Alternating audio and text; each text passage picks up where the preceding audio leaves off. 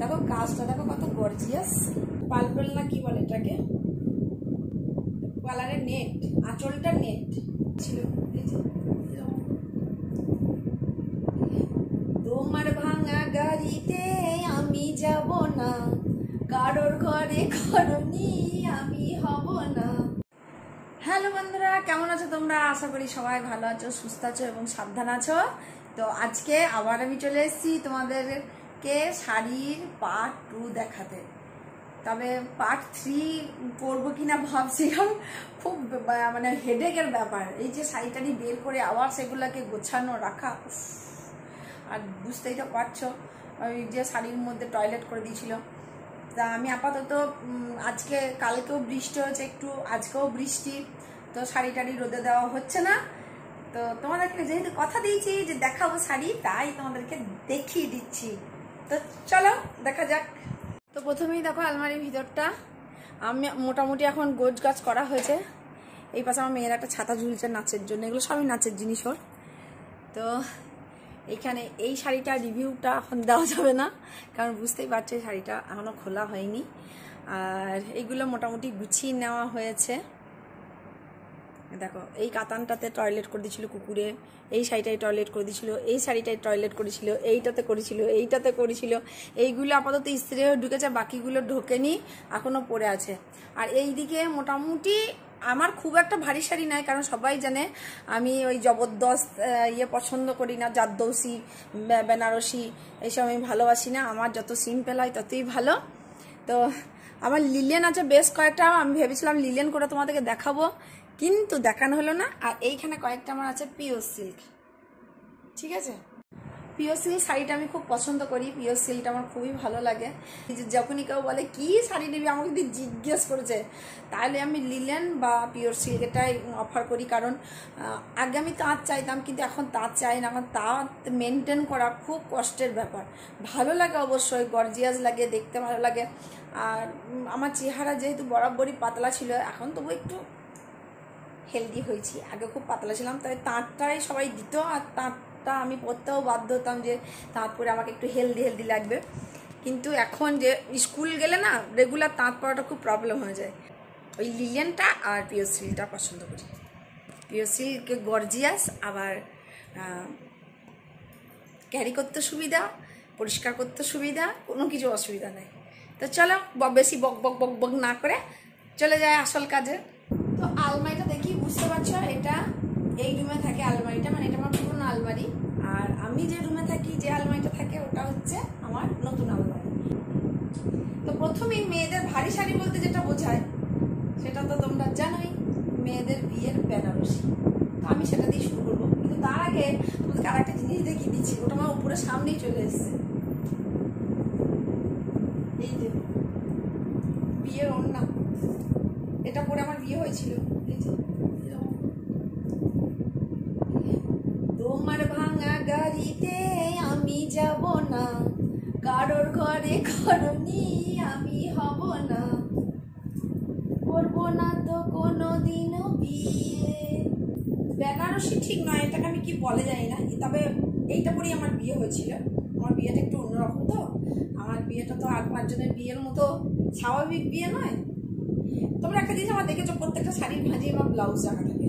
তো এটা কেন রাখি, ব্লাউজটা যাতে আমার পেতে সুবিধা হয়, হারিয়ে না যায়। এখানে আমার সবসময় শাড়ির মধ্যেই ব্লাউজ রাখি। তো এটাই হচ্ছে আমার সেই বিয়ের। এটা লাল লাগছে, বাট একটু এটা মেরুন কালার। আর এর আঁচলটা হচ্ছে, এটা হচ্ছে এর আঁচলটা, দেখেছো নিশ্চয়ই।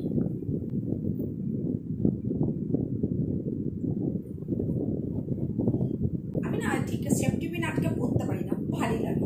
ভারী শাড়ি আমি একটু ক্যারি করতে আমি কাঁদো। তারপরে যে ভারী শাড়িটা কালারটা ঠিক আসছে না,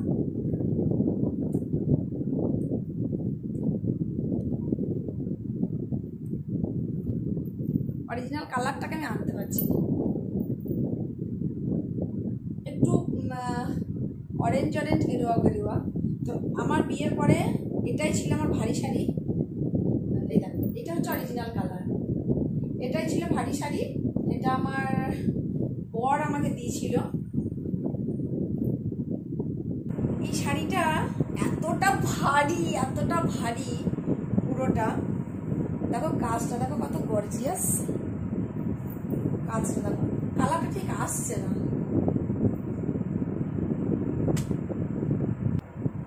তো এটা পুরোটাই এই দেখো, এটা হচ্ছে চারদৌসি, যে সুতোর কাজ আছে, যে কালার নস্যি কালার সুতোর কাজ, নস্যি কালার চুমকি দিয়েই কাজ করা আছে। এবং কাজগুলো এতটাই ভালো, কোনোদিন আজ পর্যন্ত একটা ওঠেনি বা ছাড়িনি, এতটা চেপে বসে আছে দেখো।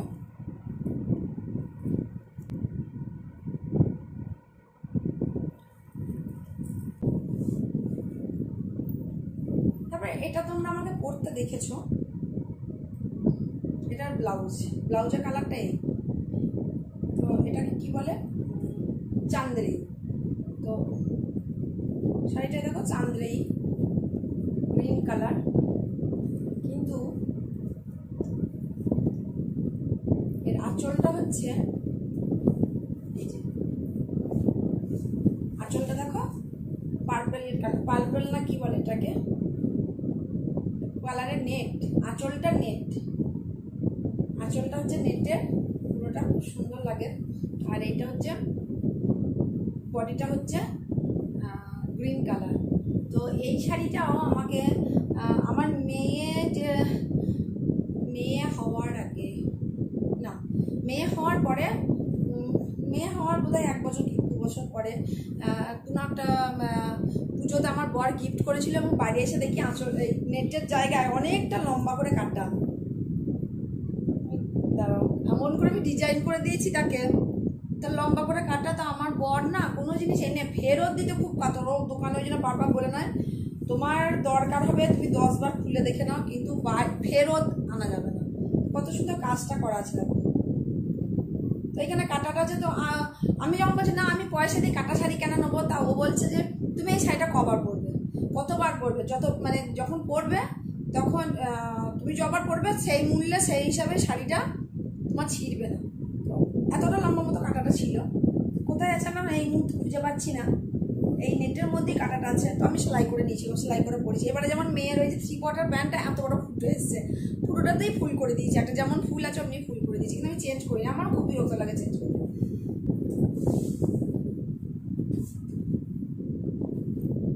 এখনো পর্যন্ত সব থেকে দামি আমার আলমারিতে এই শাড়িটা, মেঘলা, আসামের মেঘলা পিওর তসরের, কালারটা ঠিক বোঝাতে পারছি না, কালারটা ঘিয়ে কালারের তসর।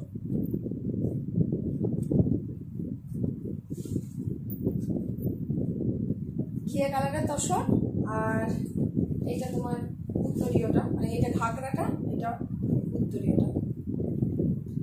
আর কাজগুলো দেখো সুতোর, এত ভারী এই শাড়িটা, এত ভারী, আর তসরটা একবারে পাপড়ের মতো মরমর করে, এতটা ভারী। তো এই শাড়িটা হচ্ছে সব থেকে আমার কাছে এখনো পর্যন্ত কস্টলি, মানে এর বেশি দামের কোনো শাড়ি আমার কাছে নয়। এটা আমার গুরুদেব এনে দিয়েছিলেন আসাম থেকে, আসামের পিওর মেখলা একদম। তো এটা আমার গুরুদেব এনে দিয়েছিলেন, 5000 সামথিং বা ওই 5000 টাকার মতোই দাম নিয়েছিল। এটা সব থেকে আমার কাছে দামি শাড়ি না, এটাকে রোদে দিতে হবে, খুব বন্ধ লাগছে।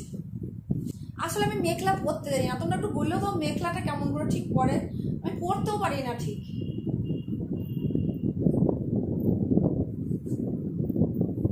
এর কালার কম্বিনেশনটা খুবই সুন্দর, দেখো কালারটা ঠিক আসছে না, এখানে কালারগুলো ঠিক বোঝাতে পারছি না। এটা আঁচল, মেরুন কালারটা আঁচল, আর এটা হচ্ছে বডিটা, এবং খসখসে টাইপের কালারটা আছে, কিন্তু খুব মিষ্টি কালারটা। আর এটা এটা এটা এটা এটা ভারী না, এটা হালকা শাড়ি, কিন্তু এগুলোকে ঠিক প্রত্যেকদিন পরার মতো নয়, তো মানে স্কুল পরে যাওয়ার মতো নয়। তো এটা আমার বাবার এক বন্ধু ব্যাংকে কাজ করেন, কলকাতা বাড়ি, উনি আমাকে এটা গিফট করেছিলেন। এইটা আমার মেয়ে যখন পেটে ছিল, আমার স্বাদ খাওয়া শাড়ি আমার দেওর দিয়েছিল, পরা হয়নি, খুব কমই পড়েছি, কিন্তু কালারটা আমার কাছে খুব, যেহেতু হলো আমার প্রিয় কালার, তো এটা আমি কখনোই সেভাবে পরিনি, কিন্তু ভালো লাগে শাড়িটা, আমার কালারটা খুব মিষ্টি গোল্ডেন একদম। আর এটাকে কি কাঞ্চিপুরম না কাঞ্চিপুরম আমার বাবা এনেছিল কলকাতা থেকে আমার মেয়ে পেটে থাকাকালীন। কি বলে ব্যাপারটা, এটা করতে গেল এই লেসটা তো আমি কিনেছিলাম, এখানে কি করে এলো জানি না। তো এটা হচ্ছে ব্লাউজ, এটা হচ্ছে শাড়িটা। দেখো কালারগুলো একটাও ঠিক করে আসছে। এই যে এটা হচ্ছে শাড়ির কালারটা, শাড়ির মধ্যে দেখো এরকম ডিজাইন করা আছে।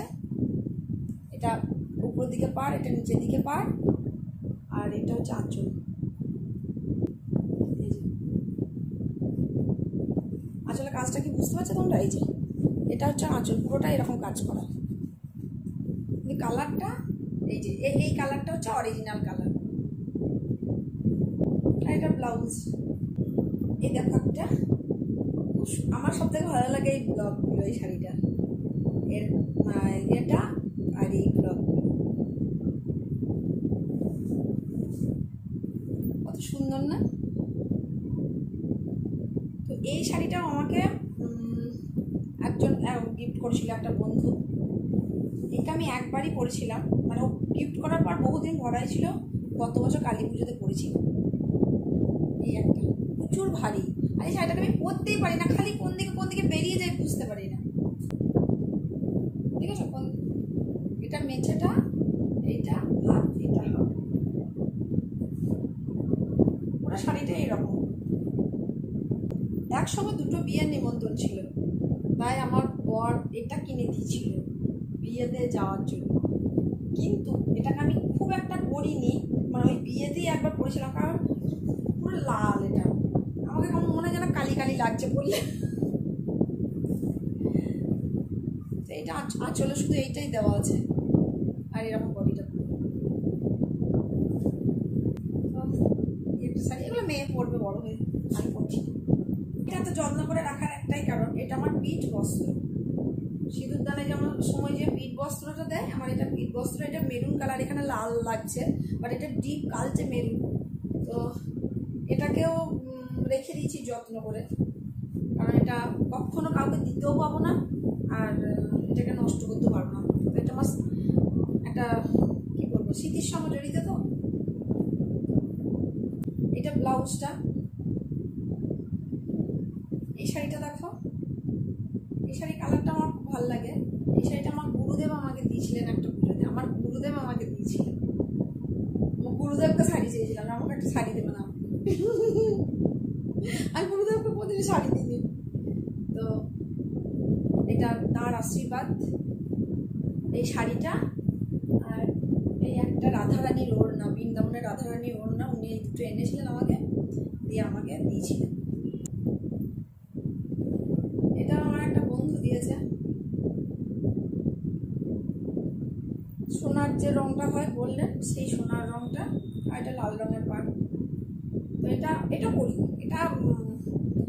পরি, এটা পরে স্কুলে গিয়েছি আমি। এইসব শাড়িগুলো পরা হয় না, শাড়ি উল্টো করে ভাঁজ করা আছে। এটা একটা শাড়ি,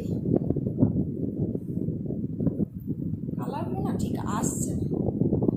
দেখো এটা হচ্ছে আঁচলটা, এটা হচ্ছে বডিটা, আর এটা হচ্ছে পাড়। এটা সাউথ ইন্ডিয়া থেকে নেওয়া হয়েছিল, মানে আমি যখন সাউথ ইন্ডিয়া ঘুরতে গেছিলাম তখন নেওয়া হয়েছিল। আর এইসব শাড়িগুলোকে কী শাড়ি বলে আমি ঠিক জানি না। এটা আমার একটা বিশেষ আশ্রয় দিয়েছিল, অর্গানজা টাইপের। দেখো এগুলো আমি পরি না, কারণ এগুলো পরার মতো পরিস্থিতি তৈরি হয়নি এখনো। খুব পাতলা শাড়িটা আর কি। এগুলো তো তোমরা জানো, এগুলো আমি পরেছি। এগুলো মানে ঘরে, মানে কোনো অনুষ্ঠান হলে পরা হয়, স্কুল পরে যাওয়া যায় না। এই একটা শাড়ি, এটা হালকা, কিন্তু এটি ব্লাউজটা আমার পছন্দ হয় না, যার জন্য পরা হয়ে ওঠে না। তো এই শাড়িটা আমার ভগ্নিপতির এক বন্ধু দিয়েছিল, আমার শ্বশুর মারা যাওয়ার কাজে আর কি, কাজের সময় দিয়েছিল।